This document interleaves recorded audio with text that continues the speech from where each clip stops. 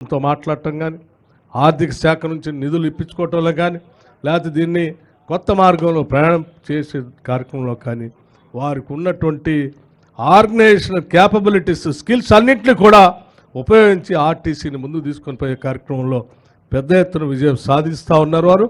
వారికి రాష్ట్ర ప్రభుత్వం తరఫున నా హృదయపూర్వకమైనటువంటి అభినందనలు తెలియజేస్తూ ఉన్నాను. అట్లాగే మరో మంత్రి గారు కోమటిరెడ్డి వెంకటరెడ్డి గారు, మీ బస్సులు తిరుగుతూ ఉన్నాయి, తిరగాలంటే నా రోడ్డు కావాలి. ఆ రోడ్డు గతుకుల్లో ఉంది. అందులో ఎక్కే మహిళలు, మహాలక్ష్ములు కానీ, ఆర్టీసీ బస్సు కానీ, ప్రయాణికులు కానీ గతుకుల్లో ప్రయాణం చేసి ఇబ్బంది పడేటువంటి పరిస్థితి లేకుండా కేవలం రాష్ట్ర ప్రభుత్వ నిధుల నుంచే కాదు, నాకున్నటువంటి సంబంధాలతో అవసరమైతే కేంద్రంతో కూడా మాట్లాడి నిధులు తీసుకొచ్చి రూరల్ రోడ్లు కూడా వేయించడం కోసం నా ప్రయత్నం అంతా చేస్తున్నాను అని చెప్పడమే కాదు, చేసి కూడా చూపిస్తూ ఉన్నారు. 850 కోట్ల రూపాయలు ఒకటే స్ట్రోక్లో, సింగిల్ స్ట్రోక్లో రూరల్ రోడ్ల కోసం తీసుకొని రావటం అనేది సామాన్యమైనటువంటి విషయం కాదు.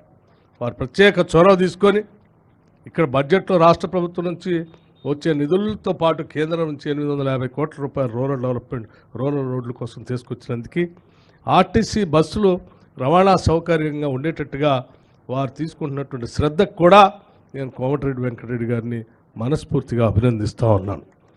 వీరందరూ కూడా, మంత్రివర్గ సహచరులందరూ కూడా పెద్ద ఎత్తున ఈ రకంగా ఈ పాలనలో పూర్తి స్థాయిలో మనసు పెట్టి సంకల్పంతో ఆనాడు కాంగ్రెస్ పార్టీ ఆధ్వర్యంలో ఇచ్చిన ప్రతి గ్యారంటీని ప్రజలకు అందుబాటులో తీసుకొని రావడం కోసం ఒక నిబద్ధతతో కూడినటువంటి ప్రణాళికాబద్ధంగా ప్రతి మంత్రి ఈరోజు పనిచేస్తూ ఉన్నారు. కాబట్టే మేము చెప్పిన 6 గ్యారంటీల్ని గత ప్రభుత్వాలు చెప్పినటువంటి హామీలు 10 సంవత్సరాలైనా చేయలేకపోయారు.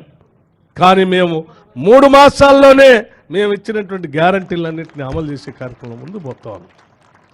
10 సంవత్సరాలు ఇంటికో ఉద్యోగం అన్నారు, 3 ఎకరాల భూమి అన్నారు, డబల్ బెడ్రూమ్ ఇల్లు అన్నారు, ఇలా చెప్పుకుంటూ పోతే అనేక హామీలు ఇచ్చారు. కానీ 10 సంవత్సరాల్లో ఏమి చేయలేకపోయారు. కానీ మేము ఇచ్చినటువంటి మాట ప్రకారం కేవలం 90 రోజుల్లోనే ఇన్ని హామీలు అమలు చేస్తూ ఉన్నామంటే ఎంతో నిబద్ధతతో ఈ మంత్రివర్గంలో ఉన్నటువంటి సహచరులు రేంబౌళ్ళు కష్టపడి ఆలోచన చేసి నిబద్ధతతో సంకల్పంతో పనిచేస్తున్నారు. కాబట్టి ఇవి మేము సాధించగలిగాం. కోట్ల మంది 0 టికెట్లు మహిళలు ప్రయాణం జరుగుతున్నా, లేకపోతే 10 లక్షల పైబడి ఆరోగ్యశ్రీకి సంబంధించినటువంటి ఉపయోగపడేటట్టుగా మేము అనౌన్స్ చేసినటువంటి ఆరోగ్యశ్రీ పథకం 10 లక్షలు కానీ, లేకపోతే 500 రూపాయలకే గ్యాస్ సిలిండర్లు ఇచ్చేటువంటి కార్యక్రమం కానీ, 200 యూనిట్ల వరకు ఉచితంగా అర్హత కలిగినటువంటి తెల్ల రేషన్ కార్డు లబ్ధిదారులందరికీ 200 యూనిట్ల వరకు ఉచితంగా కరెంట్ ఇచ్చేటువంటి కార్యక్రమం కానీ, నిన్నటికి నిన్న ఈ రాష్ట్రంలో పేద ఇంటి తల్లులు ఇంటి కళ నెరవేర్చడం కోసం మేము లాంఛనంగా శ్రీ సీతారామచంద్ర భద్రాచలం స్వామివారి సన్నిధిలో పేదవాళ్ళందరికీ ఇల్లు ఉండాలనే ఆలోచనతో నిన్న మేము లాంచ్ చేసినటువంటి ఇందిరమ్మ ఇంటి కళని నిజం చేస్తూ నిన్న మేము ప్రకటించినటువంటి విధానం కానీ, ఇవన్నీ కూడా మాకున్నటువంటి చిత్తశుద్ధిని, సంకల్పాన్ని రాష్ట్ర ప్రజలకి సంపదను పంచే కార్యక్రమంలో చాలా స్పష్టంగా ఉన్నాం.